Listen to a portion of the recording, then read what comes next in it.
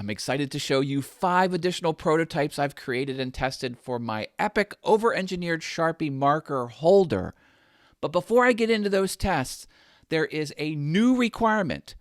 As you recall, these are the requirements. Go watch the video if you haven't watched it already, because I explained this whole project in detail. But the new requirement is that we're going to store the markers long-term horizontally. The desktop is ideal to be straight up and down because you can see them easier. You can put them in and out of the holder more easily. But for long-term storage, we're going to store it like this. This is a no-no. This is okay. And this is the most ideal way to do it. So I know there's going to be some suggestions that I store them this way, and the whole device is going to be compatible with that. All right, let's get into the testing. I'm Matt Haas. This is Awesome Wood Things. Let's go. I start off by testing prototype 3, and I can already see a problem. It will not pass through the bottom plate because the clip can't get through that little cutout. So that's too narrow.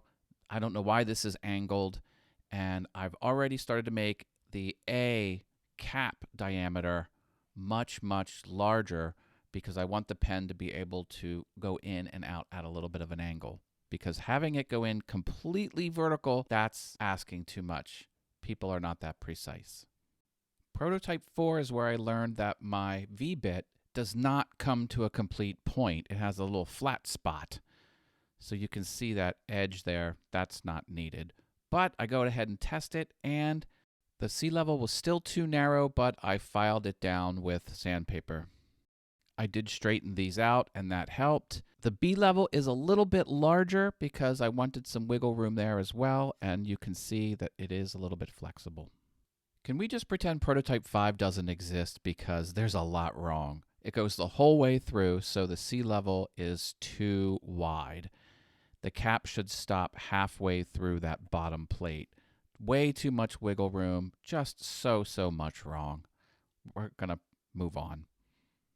I'm thankful that the chamfers are done correctly, and the bottom C level is letting the pen pass through, so the clip is no longer captured.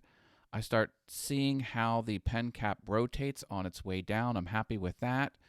But that C level is letting the pen go just a bit too deep.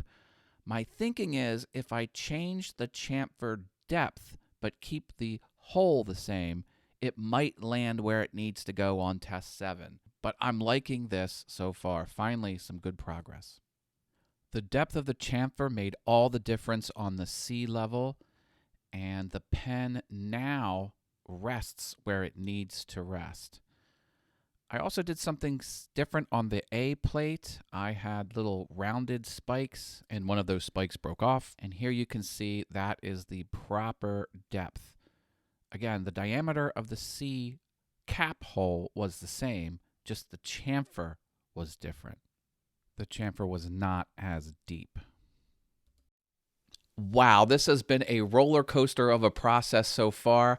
I thought the process would get closer and closer to being final, but as you can see, you make progress and then you regress back. Sometimes the design file is correct, but the milling operation is wrong, like the chamfers were all wonky and not set up right.